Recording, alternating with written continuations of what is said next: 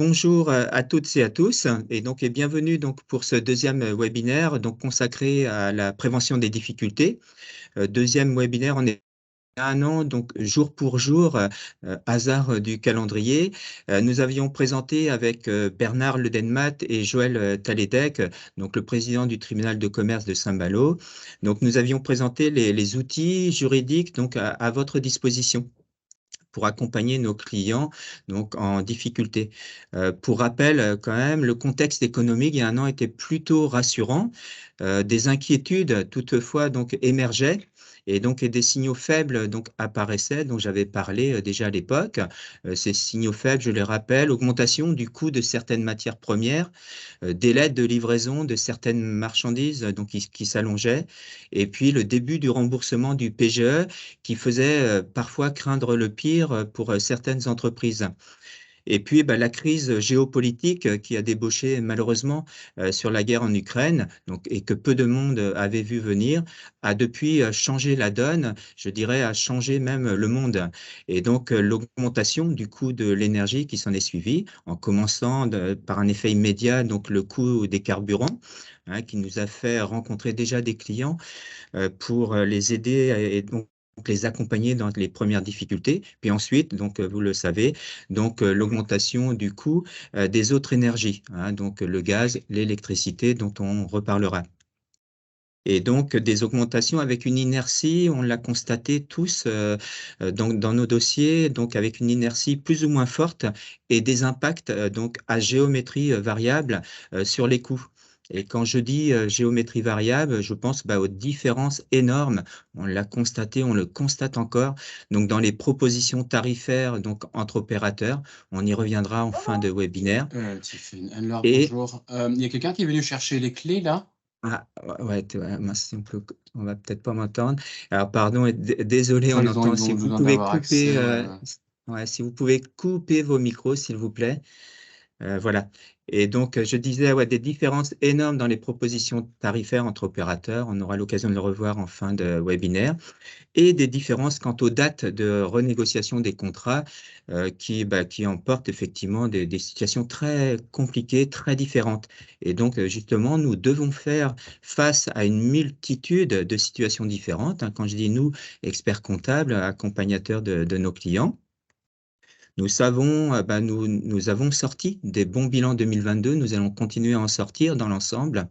En revanche, on constate, après discussion avec, et au travers des discussions avec nos clients, on constate des carnets de commandes qui commencent à baisser, notamment sur le second semestre, donc 2023.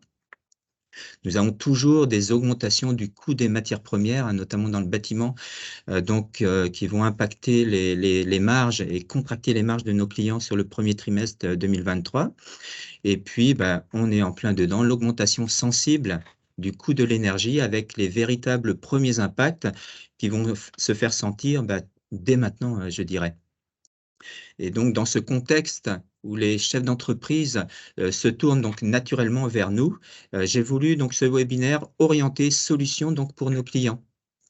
Et donc, dans un premier temps, j'ai donc demandé à l'administration fiscale, donc avec qui, vous le savez, l'Ordre donc travaille donc en étroite collaboration, donc de nous présenter les outils donc mis à disposition par les pouvoirs publics pour accompagner donc les entreprises en difficulté. Et c'est donc Monsieur Valérie Andrieux, donc qui remplace Monsieur Biécharton, donc notre directeur régional des finances publiques et notre commissaire du gouvernement, vous le savez, donc qui animera cette première partie. Ensuite, donc c'est donc Bernard Ledenmat, que je ne présente plus, donc qui prendra le relais donc pour nous rappeler les outils juridiques donc à notre disposition pour aider nos entreprises donc en difficulté. Et donc, il aura l'occasion également de préciser donc les outils développés par le Conseil national pour vous venir en aide donc dans l'accomplissement de vos missions. Et puis, vous me connaissez, je suis optimiste de nature, donc j'ai voulu donc ce webinaire résolument donc positif et parler de prévention donc en mode plutôt anticipation et donc pas uniquement donc en mode entre guillemets curatif. Et donc c'est pourquoi j'ai demandé donc à Yvan Kenardel, donc un confrère breton et fondateur donc de l'association Tactique dont il vous reparlera, Donc, d'intervenir sur le thème donc, de la gestion et de l'anticipation, donc comme outil de prévention des difficultés. Et là encore, le but est de vous apporter des solutions donc, pour accompagner vos clients. Et alors, on pourra passer donc à la mise en œuvre de plans d'action. L'idée donc sur cette dernière partie est d'évoquer donc avec Monsieur François de Galzin, donc dirigeant d'AOC Partners, donc quelles solutions peuvent être déployées donc chez nos clients, chez vos clients, pour diminuer donc certains coûts donc dans leur entreprise. Et donc, ce webinaire va être animé donc par Stéphane Coatrieux, que je ne présente plus non plus, hein, donc notre confrère, président donc du Finistère, enfin vice-président du Finistère de l'Ordre des experts comptables. Et donc, Stéphane, tu seras le gardien du temps et tu assureras également la transition donc entre les parties. Et puis, tu seras le relais de nos confrères, de nos consoeurs, donc pour poser les questions donc à l'ensemble des intervenants. Et donc, je vous retrouve moi, pour ma part donc à la fin de ce webinaire donc, pour la conclusion. Et puis, Stéphane, je te donne la parole et te laisse le soin de présenter donc notre première intervenante, donc Madame Vatrin, qui va apporter des précisions pratiques sur la demande d'aide. Donc, c'est en marge de notre webinaire, mais effectivement, ce sont des demandes qui ont été relayées par nos consoeurs et nos confrères.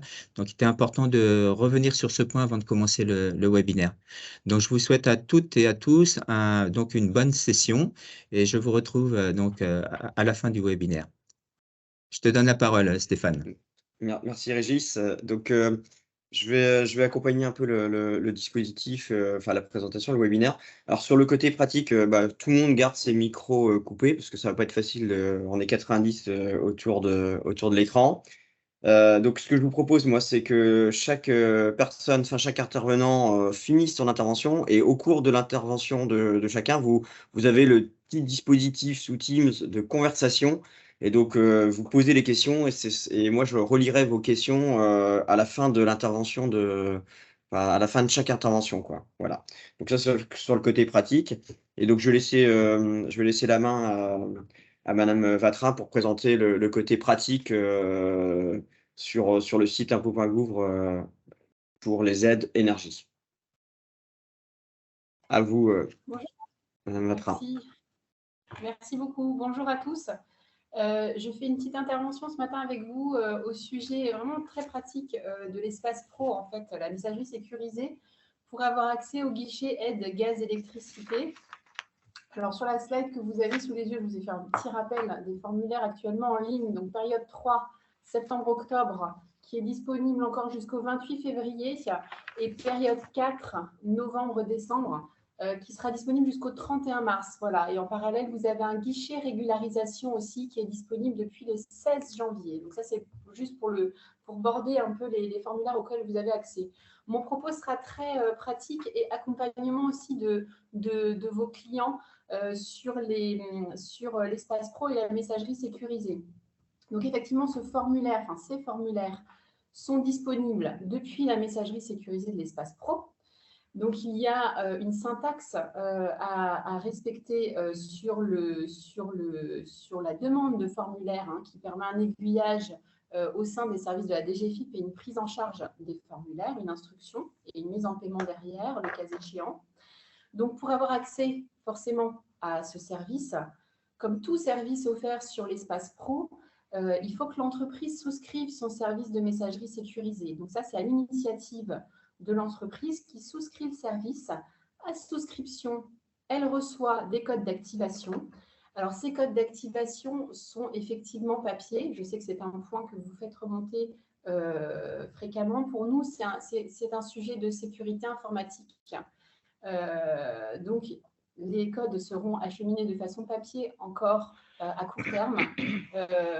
Peut-être une évolution, mais ce sera une évolution moyen terme sur la procédure. Mais en tout cas, à court terme, on continue avec des envois papier. Donc, l'entreprise, après, se rend sur son espace pro pour déléguer à son expert comptable le service. Donc, il faut une délégation en fait de la messagerie sécurisée pour que vous-même, vous puissiez remplir les formulaires sur l'espace pro. J'attirais votre attention sur le fait qu'il y a pu et qu'il y a existé des habilitations implicites. Ces habilitations implicites n'existent plus depuis juillet 2022. Donc, voilà, je sais que chez vous, ça a pu potentiellement avoir des répercussions dans votre organisation. Mais pour nous, c'est vraiment un sujet de sécurité informatique. C'est pour ça que les habilitations implicites n'existent plus depuis cet été. Voilà. Sur la diapo suivante, je vous ai fait un petit récap plus pour l'accompagnement, le cas échéant, et pour toutes les documentations qui sont à votre disposition et à celle des usagers sur l'utilisation de l'espace pro. Donc, lorsque vous arrivez sur l'espace pro, l'affichage de connexion, vous avez quelque chose que j'ai entouré en rouge, qui est le bouton Aide. Ce bouton Aide vous permet d'accéder à un certain nombre de fiches qu'on appelle, nous, des fiches focus sur les téléprocédures. Sur la slide suivante, je vous ai isolé celles qui me semblaient pertinentes pour accompagner vos clients dans la souscription au service et dans la démarche de délégation du service. Donc, c'est vraiment des fiches très pratiques. Je ne vous les ai pas reprises en ligne, mais vous verrez, elles sont très opérationnelles, qui peuvent vous permettre effectivement de faire passer le message et d'accompagner vos clients au mieux.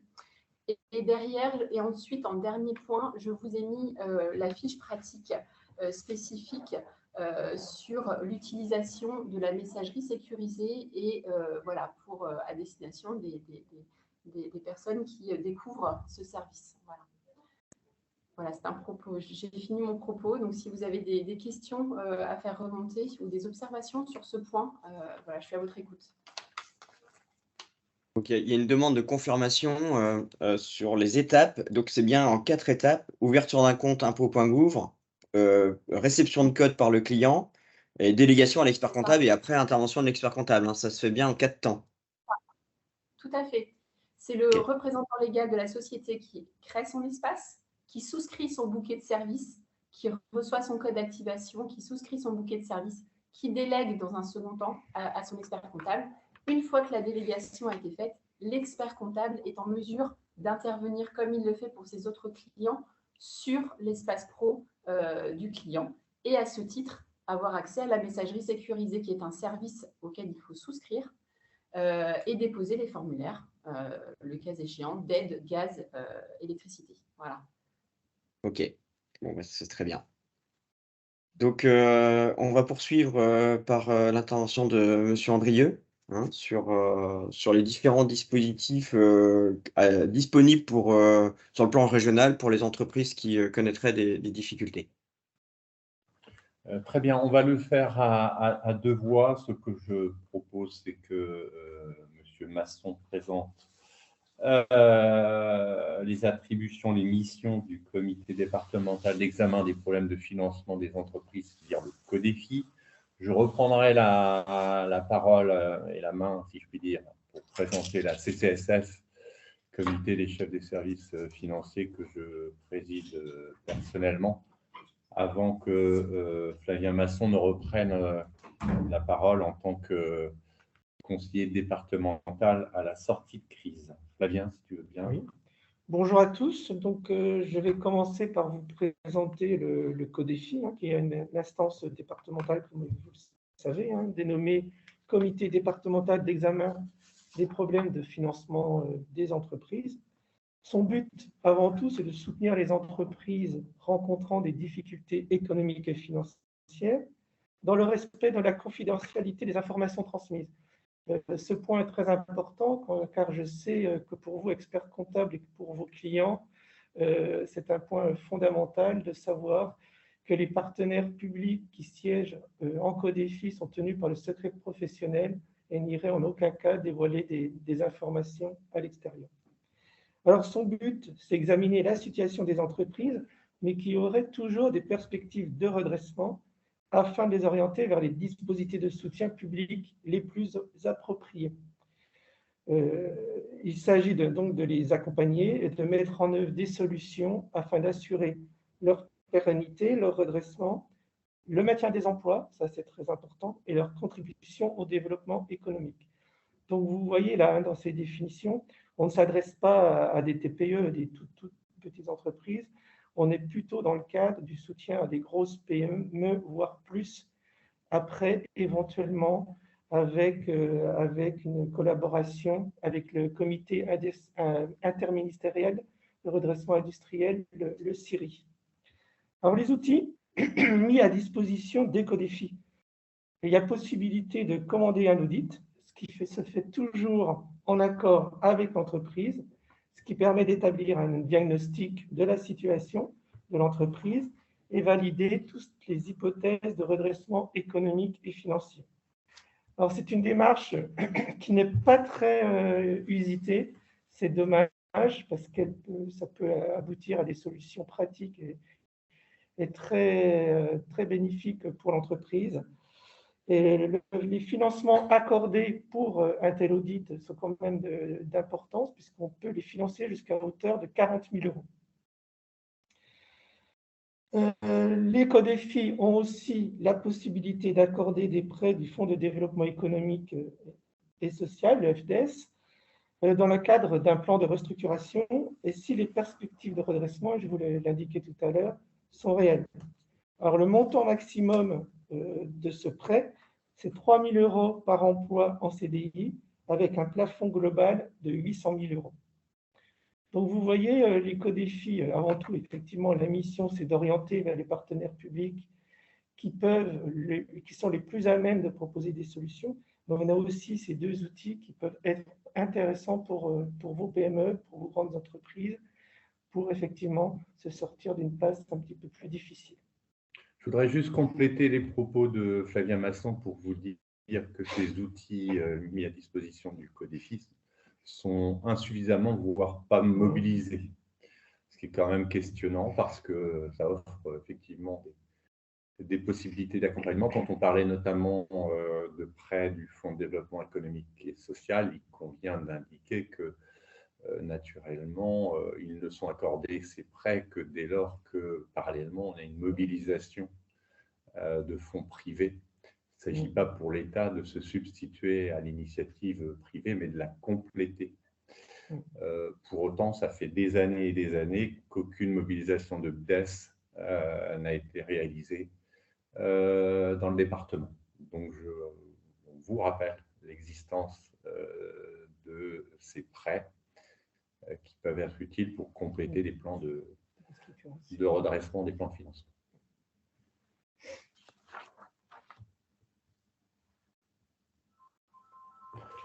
Vous allez pouvoir poursuivre avec le CCSF? Oui, oui, absolument. Je vais compléter par la CCSF. Alors, c'est un outil extrêmement puissant, la Commission des chefs des services financiers, puisqu'elle rassemble finalement en son sein l'ensemble des créanciers publics. Quand je dis l'ensemble, ça concerne non seulement l'administration fiscale, ça concerne les administrations douanières également et les administrations sociales, c'est-à-dire l'URSSAF, mais pas seulement, également les organismes de retraite obligatoires. Et cet organisme est vraiment, alors est un organe départemental d'abord, il en existe dans chacun des départements, qui a pour mission essentielle, au terme d'un examen méticuleux des dossiers, d'accorder des délais de paiement à des entreprises qui présentent précisément une pluralité de dettes fiscales, sociales, douanières. Autrement dit, à défaut de pluralité de dettes, si vous n'avez que des dettes sociales, que des dettes fiscales, que des dettes douanières, la CCSF n'est pas compétente pour se prononcer sur l'octroi de délais de paiement. Il faut au moins 2 dettes de nature différente, sociale et fiscale et douanière. Enfin, vous pouvez imaginer toutes les combinaisons possibles. L'avantage, au-delà, pour l'entreprise, au-delà de la confidentialité attachée à nos échanges, c'est naturellement de mettre en place un échéancier unique de paiement pour l'ensemble des dettes publiques. Il est important de coordonner, puisque c'est une instance aussi de coordination les échéanciers de telle sorte à ce que les entreprises puissent y satisfaire. Naturellement, est associé dès le dépôt du dossier CCSF la suspension des poursuites engagées par les créanciers publics le temps donné à l'examen du dossier. On a des dossiers, Flavien Masson l'a rappelé tout à l'heure, de manière générale, la CCSF est compétente pour les dossiers inférieurs à 4, pour les entreprises, pardon, qui comptent moins de 400 salariés. Et à défaut, la CCSF agit sur recommandation du CIRI, Comité interministériel de redressement industriel, pour les entreprises supérieures à 400 salariés. Au terme du plan qui est octroyé, naturellement, le débiteur peut, ne s'en prive pas d'ailleurs, solliciter une remise des majorations et intérêts de retard dont le paiement est différé en fin de plan. Quand je vous indiquais que c'était un outil extrêmement puissant, ça l'est pour une raison qui tient aussi à la durée maximum des délais qui peuvent être consentis, puisque, sauf exception, on peut aller jusqu'à 48 mois. 48 mois, c'est quand même 4 ans. C'est considérable. On octroie quelques plans avec cette durée. Voilà pour les avantages et les missions. Alors, les modalités de saisine sont extrêmement simples, puisque naturellement, il nous faut à minima un exposé des difficultés financières rencontrées par là où les sociétés. Il faut naturellement ces entreprises disposent de perspectives de redressement parce que effectivement, nous ne sommes pas là pour faire du soutien abusif. Hein. Si l'entreprise ne dispose pas de perspectives de redressement, on l'invite à se rapprocher davantage du tribunal de commerce que de la CCSF. Un préalable indispensable qui détermine la recevabilité du dossier en CCSF, c'est que nous n'examinons pas les dossiers d'entreprise présentant des dettes sociales de part salariale de cotisation de sécurité sociale. J'insiste, salariale. Il peut y avoir naturellement des cotisations patronales en retard. Et de la même façon, et ça ne figure pas dans le slide, il faut que l'entreprise soit à jour du prélèvement du PAS. Sans dire que si l'entreprise conservait le PAS, ça poserait un certain nombre de problèmes. On y ajoute naturellement les 3 derniers bilans, la situation actuelle de trésorerie, et plus et encore, et c'est très important, et vous avez un rôle à jouer, que vous jouez naturellement, les plans prévisionnels de trésorerie. Voilà brièvement rappeler l'action de la CCSF.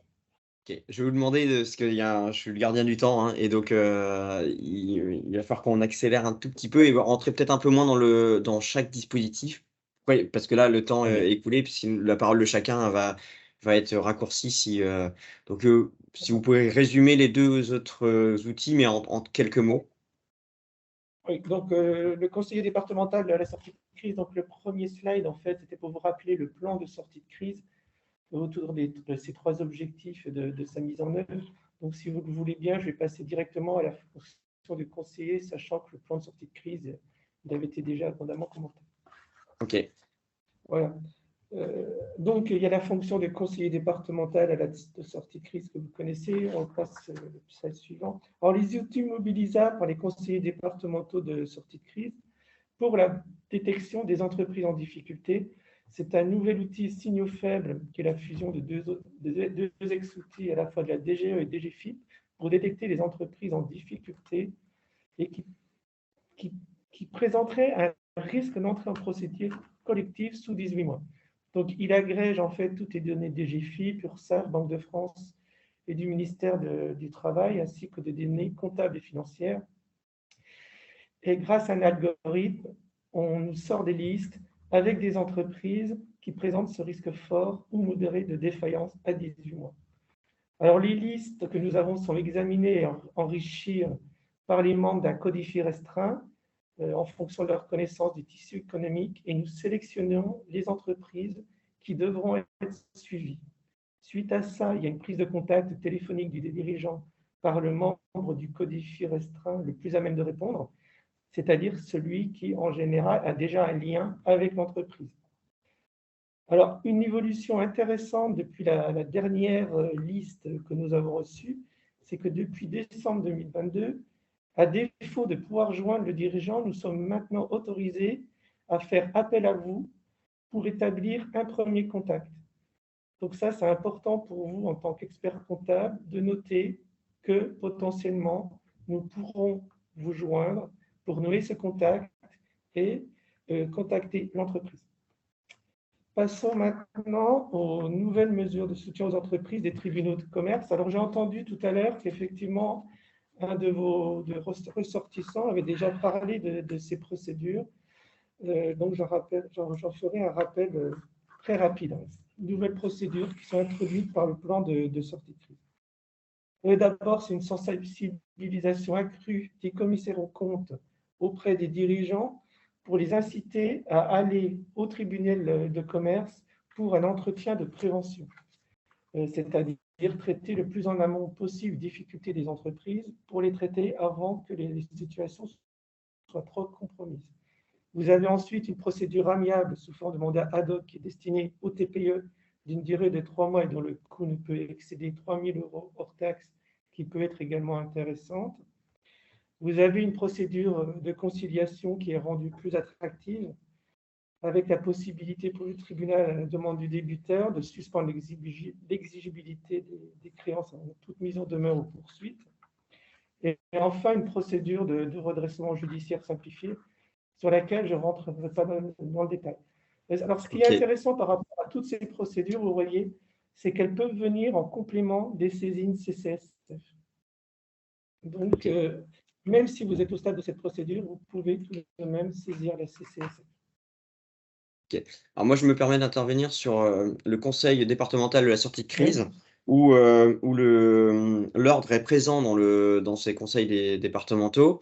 Et j'invite les confrères à écrire à l'ordre sur des difficultés, soit d'une entreprise, enfin des exemples précis d'une entreprise, hein, ça reste anonyme, mais de nous remonter des informations pratiques, des difficultés des entreprises, que ce soit des difficultés de saisie d'éléments, d'attestation, enfin de méthodes, hein, pour que ça s'améliore au fil du temps. Et s'il y a des dispositifs qui devraient être améliorés, c'est d'être force de proposition. Et via une adresse qui doit être l'adresse contact de l'ordre, c'est de poser régulièrement les questions, et les élus du conseil qui représentent l'ordre au sein de ces conseils départementaux de la sortie de crise pourront remonter vos remarques. Voilà. Donc, on va passer à Bernard. Bernard va prendre la parole sur l'axe juridique, hein, les dispositions des entreprises ayant des dispositions juridiques, des entreprises ayant des difficultés, quoi. Je te laisse la parole, Bernard. Je t'invite à faire court, hein, de rappeler juste le dispositif, mais pas rentrer dans le détail, parce que sinon, on ne va pas tenir le calendrier. On va tenir l'horaire. Je te laisse la parole. Bonjour, un petit rappel au niveau des procédures collectives. On est en général autour de 50-52 000 € de procédures collectives par an, de dépôt de bilan. 2018-2019, là, cette année, depuis 3 ans, on en a beaucoup moins. Même si dans les médias, il est indiqué que c'est en progression, on est à 42 000 à peu près, quand habituellement on est à 52 000. Et sur le dernier trimestre, on est à 12 000, à peu près 12 500. ce qui fait 48 000, à peu près 49 000 sur une moyenne annuelle. Donc, on n'est pas encore rentré dans une phase où il y a beaucoup de dépôts de bilan. Enfin, il y en a quand même un certain nombre, d'où l'intérêt de faire beaucoup de prévention pour anticiper les difficultés et les résoudre avant qu'il soit trop tard. Donc, les objectifs de la prévention, ils sont très importants. C'est assurer la pérennité des entreprises fragilisées par la crise et la confidentialité. C'est-à-dire que quand on est au niveau de la prévention, c'est secret, c'est confidentiel, et il faut savoir que le chef d'entreprise, il est chouchouté pendant cette période de prévention, c'est-à-dire que, et ce qui n'est pas le cas quand ensuite on est en redressement judiciaire, où là on dépend complètement du mandataire judiciaire et du tribunal. Donc on a un rôle très important de l'expert comptable pour rompre l'isolement du chef d'entreprise et le prémunir d'une situation de déni, pour mettre en place des solutions amiables. Comme je disais, on peut concocter du sur-mesure. Comme on dit souvent, il y a quand même une sorte de tapis rouge qui est devant le chef d'entreprise quand on est dans la prévention, ce qui n'est pas du tout le cas après, avec surtout une chose importante, c'est que toutes ces procédures il y a de la confidentialité, quoi. Donc, le rôle de l'expert comptable, c'est d'accompagner nos clients, donc de présenter tout ce qu'on vient de voir, le CCSF, etc. Donc, il est très important, évidemment, dans cette procédure amiable, mais également dans la procédure collective. Bon, il y a ça, donc on me demande d'aller un petit peu plus vite, donc je vais passer. Donc, on va rappeler en 4 parties les notions fondamentales, la transposition de la directive, les procédures de traitement de sortie de crise et les outils de l'ordre. Alors, la notion, vas-y, laisse où tu étais. La notion très importante par rapport à tous ces outils, c'est la notion de cessation des paiements. Parce que il y a des outils auxquels on a accès quand on n'est pas en cessation des paiements, il y a des outils auxquels on a accès quand on est en état de cessation des paiements, mais que ça fait moins de 45 jours, et il y a des outils où on est obligé de passer quand on est à plus de 45 jours. Donc, ce qui est important de rappeler, c'est cette notion de cessation de paiement, donc l'impossibilité de faire face au passif exigible avec un actif disponible. Donc, c'est déterminant dans le choix de la procédure. Donc, qu'est-ce qu'il faut bien regarder? C'est les histoires de découvert bancaire. Un découvert bancaire autorisé et non utilisé donc, permet de repousser éventuellement la notion de cessation des paiements. Tout ce qui est possibilité accordée par la banque pour les billets financiers, pour le DAI, pour les lignes de crédit et financement d'investissement. Donc, l'actif disponible donc, sont les sommes dont l'entreprise peut immédiatement disposer. Ça, je ne vous apprends rien. Le passif exigible, c'est le passif qui est non exigé mais échu et qui aurait dû être payé. Et donc, cette première partie est hyper importante, c'est-à-dire que ce qu'on va voir après, ça va dépendre, vous allez voir, de nombreuses fois de la date de cessation de paiement. Donc, sachant que cette date de cessation des paiements, si elle est dépassée, et s'il y a des éléments tangibles qui permettent de dire qu'elle est dépassée depuis un certain temps, les juges peuvent la faire remonter jusqu'à 18 mois, ce qui est quand même très, très important. Alors ensuite, donc, on va voir les principales procédures amiables et collectives. Donc, d'abord, il y a le mandat ad hoc. Donc, l'objectif du mandataire ad hoc, c'est de négocier un accord avec les principaux créanciers sous l'égide du tribunal. Donc, il ne faut pas être en cessation de paiement depuis plus de 45 jours, voire ne pas être du tout en cessation de paiement pour le mandat ad hoc.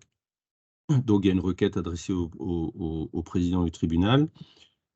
Donc, il ordonne un mandataire ad hoc. Donc, le but de ce mandat, c'est donc de négocier avec un créancier notamment, quoi. Mais on n'est pas en état de cessation de paiement. Et on ne cherche pas à négocier avec tous les créanciers. Donc, ce qui est important en bas, c'est qu'au niveau de la durée, il n'y a pas de limite. En pratique, c'est 3 mois, mais il n'y a pas de limite, contrairement à la conciliation qu'on va voir après. Donc la première étape, c'est le mandat ad hoc. La deuxième étape, c'est la conciliation. Donc, que d'ailleurs, des fois, on utilise après un mandat ad hoc pour bien valider les choses. Donc l'objectif, c'est également de négocier un accord, mais avec les principaux créanciers sous l'égide du tribunal. Donc là, très important, il ne faut pas être en état de cessation des paiements depuis plus de 45 jours. Donc les deux notions importantes, hein, c'est quand même la cessation de paiement et les 45 jours. Donc il y a une requête, on peut suggérer un conciliateur. La durée, c'est maximum 5 mois. Enfin, en général, c'est 4 mois et on peut solliciter un mois de plus. D'où l'intérêt éventuellement d'avoir eu un mandat ad hoc pour avoir préparé cette phase de conciliation. Ensuite, l'accord amiable. Alors, tout à l'heure, j'ai bien dit que le mandat ad hoc était confidentiel. L'accord amiable, il peut être constaté ou homologué. Constaté par le président ou homologué par le tribunal. On va voir que ça a des impacts un petit peu différents, suivant si on est sur la constatation ou l'homologation. Il peut y avoir un privilège de new money, c'est-à-dire que donc, celui qui ramène de l'argent donc, a un privilège spécifique. Et si on est obligé on n'a pas fini au bout des 5 mois et on est obligé d'en refaire une autre à un moment donné, il faut un délai maximum, au moins de 3 mois entre deux procédures de conciliation. Donc on peut éventuellement refaire un mandat ad hoc intercalaire, bon, on essaie d'éviter, quoi. Donc il y a un certain nombre de communications qui sont informées, communication des informations au président du tribunal. Donc le but, c'est bien sûr, il ne faut pas aggraver les obligations du débiteur et capitaliser les intérêts. Donc là, il y a des éléments avec les banques. Et il peut y avoir deux missions complémentaires, l'organisation d'une session totale, c'est-à-dire qu'on peut faire une conciliation pour préparer une session qui se fera dans de bonnes conditions et qui sera éventuellement après dans une procédure de sauvegarde, mais qui aura été préparée. Tout ce qu'on voit aujourd'hui, c'est tout ce qu'on peut faire pour préparer. On a déjà quelques difficultés. On essaie soit de sortir des difficultés, soit de préparer une session qui se passera le mieux possible, en fait. Donc, possibilité de désigner un mandataire à l'exécution en vue de surveiller l'exécution de l'accord. Bon, ça, c'est au niveau de la surveillance, quoi. Et donc, conséquence de l'accord de conciliation, soit on constate, soit le président constate. Donc, c'est très important parce que ça interdit des actions en justice par les parties à l'accord. Ils sont, on va pas dire, enfin, ils se sont engagés. Ça permet d'accorder des délais de paiement de 24 mois pour les autres créanciers et ça confère une force exécutoire. Et ce qui n'est pas marqué, mais ça reste confidentiel. Pour un chef d'entreprise, la confidentialité, c'est quand même une notion très importante. Parfois, on est obligé d'aller un petit peu plus loin, de faire homologuer l'accord, notamment quand il y a de la new money, où là, du coup, cette homologation permet d'accorder le privilège de new money aux créanciers apporteurs d'argent frais, donc c'est souvent évidemment les banques. Ça permet la levée de l'interdiction bancaire. Ça empêche d'établir la date de cessation de paiement antérieurement à l'homologation. Par contre, il y a de la publicité. Donc là, voilà, quand on homologue, c'est plus puissant, mais il y a de la publicité. Donc oui, on a un petit tableau après qui compare un petit peu. Donc vous voyez que entre le mandat ad hoc et la conciliation, la souplesse contractuelle est beaucoup plus importante dans le mandat ad hoc, la confidentialité est beaucoup plus importante dans le mandat ad hoc, puisqu'il n'y en a pas au niveau quand c'est homologué, il y en a un peu moins quand c'est constaté. L'histoire des cautions, on va le voir tout à l'heure par rapport à la sauvegarde. Il y a eu pas mal d'évolutions favorables pour les cautions depuis en 2021-2020 au niveau des différentes lois. La sécurité juridique la plus forte, évidemment, c'est si c'est homologué. Et au niveau de l'interdiction bancaire, le mandat ad hoc, donc c'est assez simple, donc il n'y a pas de levée. Et il y a une levée de l'interdiction bancaire si la conciliation est homologuée. Il n'y a pas de levée si c'est constaté. Ensuite, rapidement, si on passe dans les procédures judiciaires, donc la sauvegarde classique, à l'initiative du débiteur.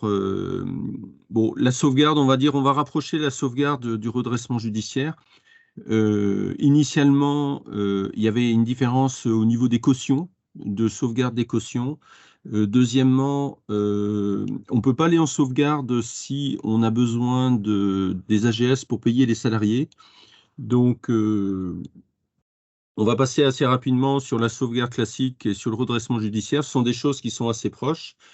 La sauvegarde, on n'est pas encore en cessation de paiement au-delà des 45 jours. Le redressement judiciaire, on y est. Bon, là, on arrive en fin d'étape un petit peu. Bon, ça permet quand même pas mal de choses. Ça permet d'avoir un plan. On va voir tout à l'heure, il y a l'histoire des PGE, etc.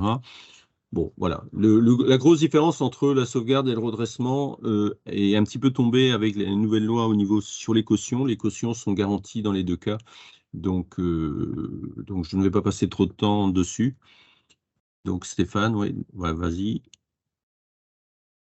Alors, le PGE, qu'est-ce qui a fait qu'il y a eu beaucoup moins de dépôts de bilan? C'est aussi parce qu'il y a eu beaucoup de PGE de distribués. Donc, les entreprises avaient un petit peu de trésorerie. Et donc, le trésorerie, c'est le nerf de la guerre. Donc, le PGE, il y a une garantie de l'État à 90%. Donc, le but, c'est d'essayer de garder cette garantie de l'État, même si on va en prévention. Alors, ce qu'il faut savoir, c'est si on est en mandat ad hoc, il n'y a pas de garantie de l'État. C'est-à-dire on perd la garantie de l'État si on prolonge le PGE. D'où le fait éventuellement de négocier le PGE et de finir par une autre étape. Procédure sortie de crise. Oui, alors il y a eu deux choses. Bon, il y a eu la sauvegarde accélérée, on va passer assez vite, c'est pour des seuils assez importants. Et le but, ce qu'on peut retenir, c'est qu'il y a une période de 4 mois, donc ça va très vite. Et il y a eu en 2021 une autre procédure qui a été mise en place, slide suivant, Stéphane. C'est la procédure de sortie de crise. Alors, il y a une application temporaire jusqu'au juin 2023. On ne sait pas si ça va être prolongé, peut-être pas. Le but pour une entreprise qui a moins de 20 salariés, un passif inférieur à 3 millions, c'est d'aller très vite. C'est-à-dire, et là, on est directement concerné, nous, en tant qu'experts comptables. Donc, on ne doit pas avoir besoin des AGS pour payer les créances salariales. Et en 3 mois, on doit être capable d'élaborer un projet de plan tendant à assurer la pérennité de l'entreprise. Et bien sûr, les comptes doivent être suivis puisqu'ils doivent être réguliers, sincères, etc. Donc, c'est une procédure hybride. Ce qu'il faut retenir, période d'observation très courte. C'est nous, enfin, le débiteur avec notre aide qui établit la liste des créances, c'est-à-dire qu'il n'y a pas comme en redressement judiciaire, en sauvegarde, le mandataire judiciaire qui vous écrit pour demander s'il y a une créance, etc. Donc, ça veut dire également que seules les créances qui sont déclarées sont dans la procédure, les autres, on n'est pas protégé contre les autres créances. Donc, il y a la désignation d'un mandataire. Et bon, vous voyez, tout ça, ça va très vite, 3 mois. Et donc, si on n'arrive pas à s'en sortir au bout des 3 mois, on passe sur une autre procédure. Mais bon, alors voilà, ça peut être, par exemple, vous avez juste un PGE à renégocier, vous avez juste... Il faut que c'est quelque chose que nous, on doit avoir bien préparé avec nos clients. Voilà pour les différentes procédures qui peuvent exister, avec, bien entendu, un focus particulier sur les premiers slides, sur tout ce qu'on peut préparer en amont par rapport à la prévention. Ça ne peut que permettre d'éviter les autres procédures. Merci Bernard. Je vois qu'il n'y a pas de questions, donc moi on va poursuivre. Est-ce que tu peux juste citer juste les citer, hein, mais les outils que l'ordre met à disposition des confrères pour. Ah oui, c'est-à-dire que donc vous connaissez Business Story pour la création, Business Story pour la reprise, Business Story aussi pour la facture électronique. Donc il y a un Business Story pour le cadre des sorties de crise, de la prévention, pour nos clients ou pour des entreprises qui n'ont pas d'experts comptables. Donc la profession s'est engagée, donc vous pouvez vous inscrire sur Business Story Prévention pour en faire partie, où on s'engage à établir un diagnostic au niveau des entreprises pour savoir où elles sont. Donc, il y a un certain nombre d'indicateurs clés au niveau de la gestion du personnel, les créances, Ouais, les on va échéances faire court, fiscales, hein. etc. C'est juste pour le citer, Bernard. Bernard, c'est juste Voilà. pour le citer. Tu peux passer. Il y a un autre dispositif, non il y a le guide. Et Enfin, ensuite, ce qu'il faut savoir, c'est qu'au niveau de la profession, il y a un guide qui est mis à jour régulièrement, que vous pouvez avoir sur le site du CNO, quoi. ok. Bah, merci, Bernard. Donc là, on va changer d'intervenant. Donc, on va passer sur la prévention par la gestion et l'anticipation. Donc, c'est Yvan qui va intervenir. Donc, je vais lui laisser la parole pour qu'il présente ses outils. Alors, bonjour à toutes et à tous. D'abord, pour prévenir des difficultés, pour nous, le meilleur moyen, et ce qu'on a développé chez Tactique notamment, c'est d'arrêter de piloter à vue. On accompagne aujourd'hui tous des dirigeants de TPE-PME qui sont très seuls et qui subissent les situations. Je voudrais revenir d'abord sur quelques éléments de contexte. On parle beaucoup de l'énergie en ce moment, mais on a parlé beaucoup du Covid auparavant. On a un problème de recrutement qui s'est généralisé, qui était centré sur quelques secteurs d'activité. On est tous concernés aujourd'hui. On a une crise managériale forte. On a le comportement des hommes et des femmes qui est en train de changer, notamment des plus jeunes. Et enfin, un vrai sujet avec lequel on va devoir vivre les années qui viennent, c'est les problématiques liées à l'environnement qui vont nous obliger en fait à adapter nos modèles, à faire face aussi à des contraintes. Donc, bienvenue à toutes et à tous dans l'ère de l'incertitude permanente. Notre parti pris en fait aujourd'hui, c'est qu'on va devoir faire avec et ça nous oblige en fait à repenser un peu notre façon de voir les choses, de repenser notre façon aussi d'accompagner nos clients aujourd'hui pour les aider en fait à mieux piloter, mieux anticiper et se projeter comme il faut. Bien qu'on ne sache pas trop où on va, voilà, il faut qu'on arrive à trouver les moyens d'arrêter de piloter à vue. Pour ça, il y a deux éléments essentiels, la stratégie et le pilotage. Sur la stratégie, première chose, c'est de savoir, pour piloter, il faut savoir où on va.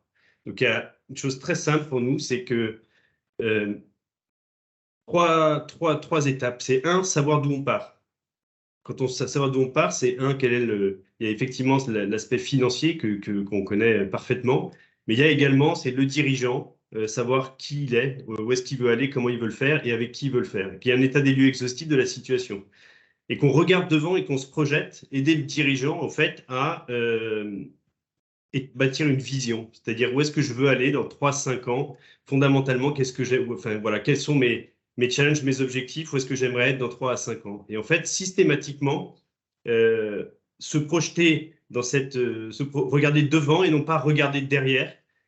C'est très important de ne pas, en fait, que piloter simplement en corrigeant le passé. C'est important de piloter en ayant toujours cette vision à plus long terme, tenant compte de l'endroit où on en est aujourd'hui, mais tout en ayant en considération là où on veut aller, c'est de bâtir un plan d'action. Donc l'état des lieux, où nous sommes et qui nous sommes, se projeter la vision, où est-ce que je veux aller, et tenant compte de ces deux éléments, quel est le plan d'action, c'est-à-dire comment on va y aller. On a développé une méthodologie au travers d'un guide que vous pourrez trouver sur le site de Tactique, qui permet de vous montrer un peu ce cheminement pas à pas. C'est très simple, très pratique, très pragmatique. Voilà, le guide est en accès libre. Et je rappelle, je profite aussi de ça pour le rappeler, Tactique est une association qui est ouverte à tous. Chacun peut venir aujourd'hui accompagner ses clients au travers de l'association. Pourquoi parler de stratégie? C'est que pour nous, le pilotage n'est pas possible sans la stratégie. On ne peut pas piloter sans savoir où est-ce que je veux aller, sans savoir d'où on part.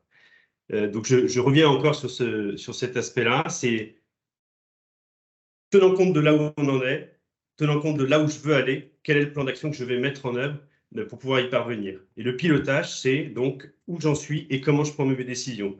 La finance n'est pour nous un outil d'aide à la prise de décision. Ce qu'il faut, c'est accompagner nos clients pour les aider à prendre des décisions, pour aller plus vite, pour tenir compte aussi. On a des dirigeants qui sont des têtes brûlées, on en a d'autres qui sont beaucoup plus prudents. Et la finance doit leur permettre de sécuriser leur entreprise, leur façon d'entreprendre.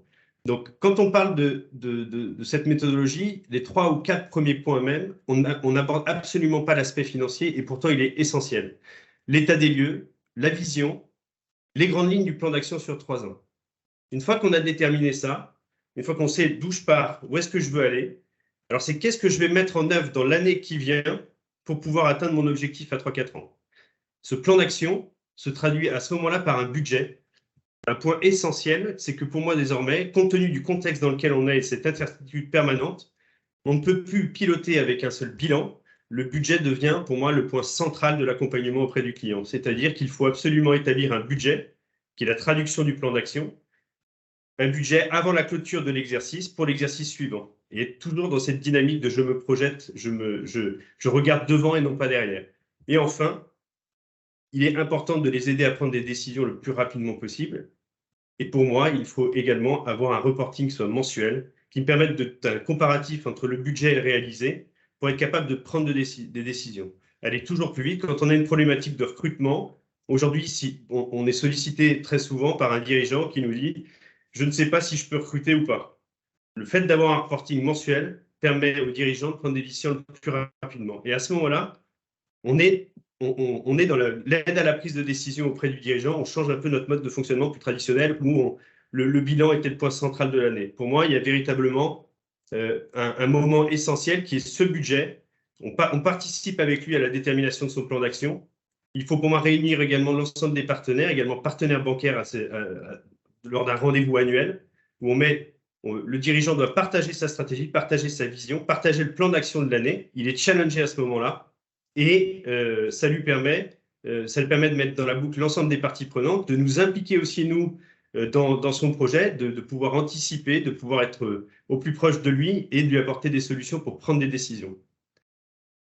Alors, Yvan, est-ce que tu peux nous exposer le rôle de l'expert comptable par rapport à l'association tactique? Parce que ça peut être, il faut donner l'envie aux clients d'y aller et la position de l'expert comptable est un peu parfois délicate parce que entre les missions de l'association et les missions propres de l'expert comptable, est-ce que tu aurais quelques exemples à nous citer sur ton expérience? En fait, le constat de base qui m'a amené à développer Tactique, c'est de dire on a, en tant qu'expert comptable, un champ de compétences qui est limité, et pour autant, on est l'interlocuteur privilégié de nos clients, qui nous sollicitent parfois sur des problématiques pour lesquelles on n'est pas forcément capable de répondre. Et c'est de trouver un moyen de pouvoir aller plus loin dans l'accompagnement et de l'aider en fait à travailler sur la stratégie qui est, donc encore une fois, cet état des lieux, la vision et le plan d'action. Et donc, le rôle de l'expert comptable, c'est de pouvoir aller plus loin dans l'accompagnement auprès de son client, de s'appuyer sur une association qui existe aujourd'hui, mais on peut l'organiser différemment. Tactique est une solution, il y en a certainement d'autres. Voilà, mais c'est renforcer le rôle de l'expert comptable auprès du client. C'est de participer pleinement à la stratégie de l'entreprise, tout en s'appuyant sur des gens dont c'est le métier. Ce n'est pas notre métier de participer à la stratégie. Nous sommes des financiers, on accompagne nos clients là-dessus, mais on a un rôle à jouer essentiel parce qu'on a la confiance du client. On est l'interlocuteur privilégié de nos clients, mais le contexte dans lequel aujourd'hui ils entreprennent nous oblige à aller plus loin que simplement leur produire des informations financières de façon annuelle ou périodique. Ok, c'est peut-être aussi un regard neuf et peut-être que dans les entreprises où il y a des difficultés, il peut y avoir aussi une usure de la part de l'équipe qui entoure l'expert comptable. Et donc, je pense que l'association tactique permet d'avoir un regard neuf et peut-être une nouvelle dynamique. En fait, c'est sûr qu'aujourd'hui, les dirigeants sont très seuls, ils subissent le quotidien. C'est pas notre rôle aujourd'hui d'être à leur côté en permanence. Voilà, on peut pas le faire, c'est impossible de nous organiser pour ça. Et effectivement, l'association permet en tout cas de permettre aux dirigeants de plus être seuls, de challenger aussi le dirigeant pour l'aider à prendre des décisions, que ces décisions soient réfléchies. Et pour moi, l'expert comptable a une place à prendre très importante dans le cadre de cette organisation-là. Et puis, si jamais je fais juste un parallèle aussi avec l'arrivée de la facture électronique qui, de temps en temps, peut inquiéter, qu'est-ce qu'on va devenir, etc. À partir du moment où on est dans l'anticipation, on n'est plus simplement la production de comptes et qu'on est dans la participation à l'élaboration d'un budget, d'un reporting mensuel, alors en fait, notre métier et la valeur ajoutée qu'on apporte aux clients, elle sera là quoi qu'il arrive. Facture électronique ou pas, ça ne changera pas notre rôle aux côtés du client. Ok. Merci Yvan. Donc on va poursuivre le webinaire par l'intervention de François de Glazin pour une mise en pratique, un exemple de mise en pratique de plan d'action qui va se focaliser sur justement, on parlait de budget et sur l'optimisation des postes du compte de résultat et une action extérieure pour aider le chef d'entreprise à mettre en œuvre sur cette optimisation-là. Donc, François, je vous laisse la parole. Oui, bonjour. Vous m'entendez? Oui. Donc, effectivement, donc moi, d'ailleurs, pour rebondir sur ce que vous disiez à l'instant, c'est justement certains cabinets comptables qui peuvent me solliciter pour leurs clients. Pardon. Donc, moi, mon job, la société, elle existe depuis 10 ans. On accompagne les entreprises dans l'optimisation des achats, c'est-à-dire qu'on regarde les contrats, on les renégocie, on aide nos clients en fait à analyser et voir d'abord ce qui peut être renégocié et rapidement. Et on retravaille donc ces contrats de manière à, tout en gardant au minimum la qualité et le service en place, voire en l'améliorant, obtenir de meilleurs prix, de meilleures conditions. Donc, on travaille sur l'énergie, beaucoup en ce moment, évidemment, mais ça fait déjà 7 ou 8 ans qu'on suit les cours de l'énergie. Et puis, on travaille aussi sur d'autres sujets comme les assurances, mutuelles, prévoyance, comme les réseaux télécoms, l'informatique. Et puis, il peut y avoir d'autres sujets, hein, évidemment, on est capable de vous accompagner sur de nombreux sujets, même les véhicules. Donc, on optimise les contrats d'électricité et de gaz. On procède de manière gratuite dans un premier temps, c'est-à-dire qu'on fait une étude à partir d'une simple facture.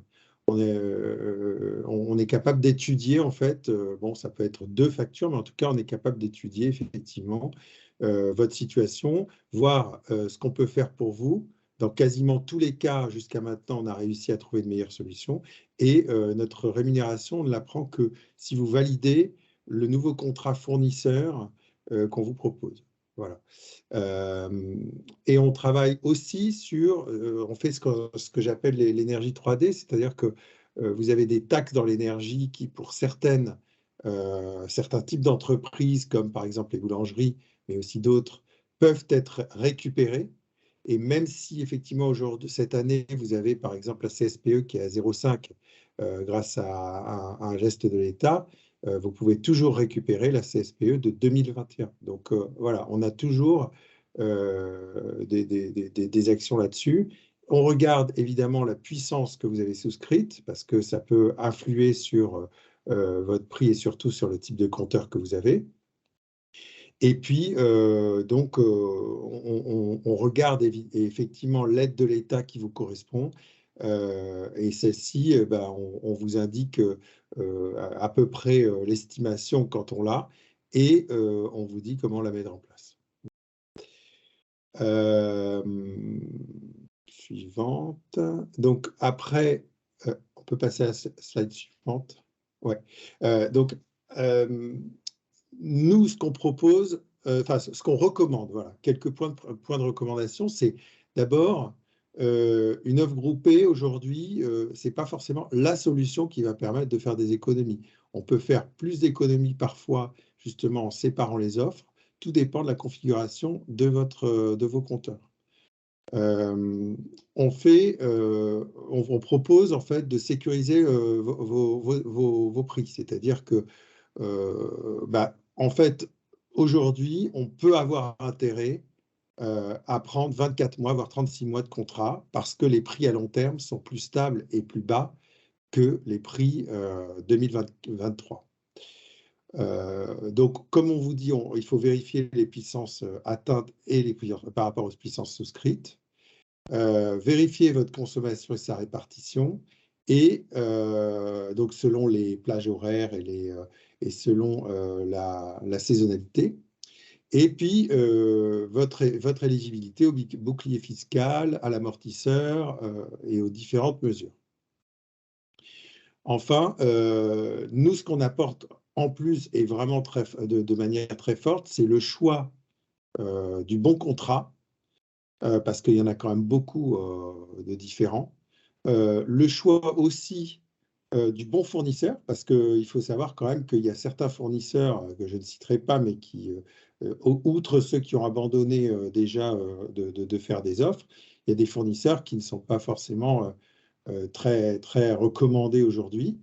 Voilà, donc ce qu'on vous apporte, c'est vraiment faire tous ces choix-là. Et il faut savoir que de manière générale, on a des interlocuteurs qui nous permettent d'avoir de meilleures offres que ce que vous pouvez avoir en direct sur le marché. Alors, j'ai un exemple très simple que j'ai eu pas plus tard qu'avant-hier. Le client qui était une carrosserie m'a indiqué qu'il avait reçu une offre d'un fournisseur. Donc, et moi, je lui ai dit, bah, écoutez, envoyez-les à moi, comme ça, on comparera par rapport à ce que moi, j'ai pu obtenir. Et effectivement, il y avait quand même 30% d'écart. Voilà. Donc, ça veut dire qu'on peut quand même obtenir des offres meilleures que ce que vous pouvez avoir directement. Et on peut vous éviter aussi les plateaux d'appel. Moi, j'ai fait pour un de mes clients, j'ai fait une tentative d'appel chez un fournisseur hier. J'ai perdu 2 fois 25 minutes pour rien, puisque je n'ai eu personne. Voilà, en 2 appels. Donc, ça, on vous l'évite, puisqu'on a des interlocuteurs directs. Et donc, ce qu'on conseille vraiment, c'est de garder l'idée de la gestion en bon père de famille. Ça veut dire quoi? Ça veut dire de prévoir les choses, de ne pas attendre le pied du mur. Le pied du mur, c'est ce que font la plupart des entreprises aujourd'hui. Et ensuite, elles viennent, elles nous disent, ah bah, je ne comprends pas, on avait dit, l'État avait dit, un tel avait dit, etc. Sauf que la meilleure opportunité que vous vous donnez aujourd'hui, c'est de choisir le bon contrat. L'État va vous aider effectivement à payer vos factures à hauteur d'un certain pourcentage qui va de 10 à, on va dire, 25%. Mais aujourd'hui, la meilleure opportunité, c'est de choisir votre contrat. Il faut savoir que tout ce qui est gaz, par exemple, à partir de la mi-année, il n'y a que votre contrat qui déterminera votre prix. Voilà, donc, et en électricité, bah, choisir un bon contrat, c'est toujours le meilleur avantage. Donc, oui, que nous appliquons. Donc, oui, si vous pouvez. Ouais, non, là, vous pouvez mettre la slide suivante. Donc, notre stratégie, c'est donc le choix d'un prix raisonnable et stable, en fait, qui vous permettent. Effectivement, ça peut vous paraître cher par rapport à ce que vous payez avant, mais les prix de la part au dire de tous les experts, aujourd'hui, les prix ne reviendront pas au prix que vous aviez en 2021 ou 2020. Et deuxièmement, qu'est-ce qui vaut mieux aujourd'hui? Est-ce qu'il vaut mieux attendre, encore une fois, et prendre le risque d'avoir des prix très élevés, ou alors prendre les prix quand on vous le dit, ou quand les prix sont bons, corrects, on va dire, et des prix stables pendant 2 ou 3 ans, c'est plus cher que ce que vous payez avant, mais ça vous permet au moins de maîtriser votre budget pour les prochaines années. Vous savez à quoi vous attendre. Voilà. Et ça ne vous empêche pas de profiter de certaines aides de l'État. Donc, les bons interlocuteurs, ça, on en a déjà parlé. Vous évitez du temps perdu à appeler des interlocuteurs qui sont même parfois désagréables parce qu'ils ont tellement de demandes et qu'ils se font tellement engueuler que, je pense qu'ils doivent en avoir marre aussi. Nous, on connaît le marché, donc on sait exactement les offres que vous devez éviter. On sait aussi aller chercher la bonne offre selon vos conditions, selon les différents éléments dont on vous parlait, qu'on a analysés. Voilà. Et dans l'estimation, on peut inclure les aides quand on connaît le montant. On n'a pas encore le montant de toutes les aides, mais en tout cas, quand on le connaît, on peut l'inclure. Voilà. Donc, voilà, ça vous évitera quand même des surprises dans le futur. Il faut savoir qu'on peut aller jusqu'à vous aider à sortir d'un contrat malgré les pénalités. J'ai, pas plus tard qu'hier, un client boulanger qui a souscrit l'été dernier. Donc, on était au plus haut du pic électricité et gaz. Il a souscrit son électricité à 1 500 € le méga et son gaz à 200 € le méga. Ça veut dire quoi? Ça veut dire à peu près, on va dire, presque 20 fois plus que pour le gaz que 2020, et en électricité, à peu près 15 fois le prix de 2020. La solution qu'on a trouvée, c'est qu'en calculant le prix qu'il pouvait avoir aujourd'hui sur un contrat et les pénalités qu'il payerait en sortie de contrat, il y gagne quand même 40% de sa facture. Voilà. Donc on trouve presque toujours des solutions. Donc, au-delà de l'énergie, on ne s'arrête pas là, puisque nous, notre rôle n'est pas uniquement l'énergie, c'est aussi de regarder les autres sujets. Vous avez d'autres sujets qui sont en inflation. Vous avez par exemple les assurances cette année qui ont pris, selon les cas, en général entre 5 et 12%. Donc, vous pouvez avoir mutuelle prévoyance, vous pouvez avoir les télécoms qui sont en train de prendre une augmentation. Enfin, vous avez beaucoup d'autres sujets, vous pouvez avoir d'autres achats, d'investissements, de prestations, d'entretien. Voilà, toutes les entreprises en fait augmentent leurs prix pour les mêmes raisons. Donc, sur ces sujets-là aussi, on peut vous accompagner. Et sur ces sujets-là, c'est toujours ça de gagner, en fait, j'ai envie de dire. C'est-à-dire que c'est bien de récupérer, d'optimiser ces prix d'énergie, mais il faut aussi optimiser vos autres sujets. Voilà. Et ça, on peut le faire. Donc, on vous conseille vraiment d'y travailler. Et nous, si vous avez besoin, on peut vous accompagner là-dessus. Voilà. Là, je vais vous montrer, pour terminer, vous expliquer juste une petite mécanique, même si vous avez certainement eu beaucoup d'explications sur le sujet, une petite mécanique du marché, et ça vous montrera un peu comment moi je suis le marché aujourd'hui. Donc, le marché de l'électricité est composé de ce qu'on appelle une base et un pic, et par rapport à la base et au pic du marché directement, il faut compter à peu près 20 à 25% pour les offres les plus raisonnables d'écart par rapport au prix qu'on vous fait. Voilà. Et vous voyez, en fait, et c'est pour ça que je reviens à l'idée de contracter dès maintenant pour les années futures, c'est que vous constatez que vous avez trois courbes de prix, là. Vous avez 2024, 2025, 2026, et vous constatez que, en fait, en 2026, les prix sont aujourd'hui largement plus bas, même 2025, que 2024. Et par moment, les écarts sont très forts. Les prix, en plus 2025 et 2026, vous voyez qu'ils sont beaucoup plus stables que les prix de cette année.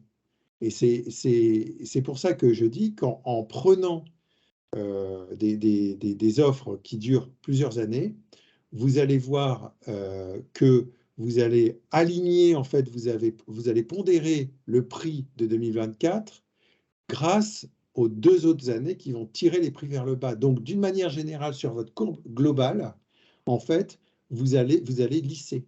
Et ça va vous permettre de baisser vos prix de manière générale.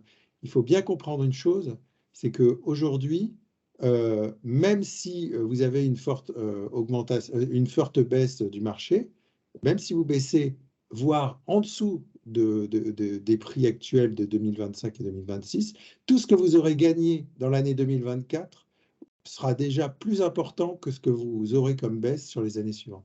Donc c'est pour ça que voilà, notre conseil, il est vraiment là. Plus on s'approche du court terme, c'est-à-dire plus votre courbe va s'approcher de l'année N+1 ou des 12 prochains mois, et plus vous rentrerez dans la courbe folle de l'année 2024. Et donc, on voit, voilà, on voit en dessous les 3 graphiques qui montrent à peu près la même chose. Pour le gaz, le système est à peu près le même. Le décalage entre le prix de marché et le prix du gaz est de 30% environ, un peu plus, 33%. Et sur les courbes, vous allez voir à peu près, alors là, il me manque la courbe 2026, mais enfin, on est plus bas que 2025 et plus lisse. Et donc, on a à peu près le même mécanisme. Alors, pour le gaz, il faut savoir, petite nouvelle que j'ai eue récemment, c'est que là, on est vraiment pas trop mal. Il faut savoir que les fournisseurs vont maintenant vider leur cuve de gaz. Et c'est obligatoire, hein, parce qu'ils ne peuvent pas le garder trop longtemps. Et donc, ils vont devoir remplir à nouveau leur cuve de gaz à partir d'avril-mai. Donc, beaucoup me disent, oui, mais on va attendre parce que ça baisse, ça fait que baisser. Ce n'est pas certain du tout. Il faut bien comprendre que, au contraire, ce qu'ils disent, c'est que comme ils vont devoir vider leur cuve, ils vont devoir les remplir à nouveau à partir d'avril-mai. Et la tendance est de dire que on va peut-être manquer de gaz d'ici la fin de l'année. Donc, en fait, ça veut dire que quand ils vont remplir, les prix risquent de se tendre rapidement. Deuxième point, concernant l'électricité, il y a des rumeurs qui disent que on va cesser de la solidariser avec le gaz. C'est faux. Pour le moment, cette mesure sera déposée seulement au premier semestre 2024. Ça veut dire que pour le moment, l'électricité va continuer à être reliée au prix du gaz. Et donc, quand le gaz va monter, l'électricité va monter. Voilà. Donc, il faut faire attention aux rumeurs et plutôt que de prendre le risque de jouer comme à la bourse, hein, comme font beaucoup en se disant, oui, ça va bien descendre à un moment donné. Regardez ce qui s'est passé l'année dernière. À chaque fois qu'on disait ça va descendre, ça remontait. Donc, il vaut mieux choisir un prix stable dès maintenant quand il y a une opportunité de marché. Et nous, on peut vous accompagner là-dessus. Voilà. Que vous dire de plus? Voilà. Si vous avez des questions, n'hésitez pas. Alors, il y a une question, alors c'est d'ordre technique, mais c'est par rapport enfin, c'est un échange avec un confrère sur la question, c'est si jamais il y avait une baisse du marché, enfin du coût de l'électricité et voire de la consommation de l'entreprise, les aides obtenues sur 2022 et 2023, là, ce qu'on demande, le plafond, enfin l'amortisseur, est-ce qu'il y aura un impact, parce que c'est sur une consommation, enfin un constat peut-être du passé, ou s'il y aura un changement d'opérateur, est-ce qu'il y a un impact sur les aides entre la consommation réelle et les aides obtenues historiquement, quoi? Alors, il y a selon la consommation, oui, il y a un impact. L'aide sera plus faible si votre consommation est plus faible. Oui. Ceci étant,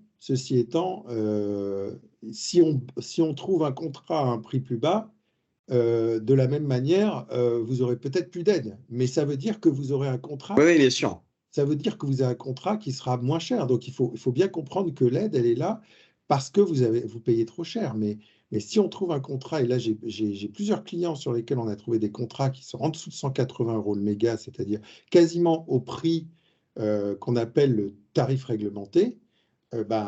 Effectivement, ces contrats-là n'ont pas besoin d'aide puisqu'elles ont des prix qui sont beaucoup plus raisonnables que les autres. Ouais. Mais il n'y a pas de remise en cause de l'aide encaissée du fait d'un changement de contrat. Non, l'aide encaissée, elle est encaissée. Ouais, c'est ça. Bon, c'est un questionnement qu'il y avait d'un confrère. Ok. Il n'y a pas d'autres questions sur. Très bien. Enfin, on peut laisser quelques secondes encore pour les questions si vous le souhaitez. Ok, en tout cas, je ne sais pas si vous avez mis mes coordonnées au cas où, mais en tout cas, voilà, n'hésitez pas à vous faire aider, en tout cas. Oui, il y a le logo sur. Ouais. Et puis, oui, il y a un site internet. Et puis vraiment, rappelez-vous que choisir aujourd'hui un contrat d'énergie et de gaz ou d'électricité, en fait, bien choisi, c'est la meilleure garantie que vous puissiez avoir pour la suite. Voilà. Ok, merci. Alors, je vais juste rajouter, c'est un point qui n'était pas, il n'y a pas de slide, mais pour rappeler aux confrères l'accompagnement, parce qu'on est quand même en Bretagne et dans un secteur agroalimentaire, et sur le fait que bah là, il y a des discussions sur les prix de revient.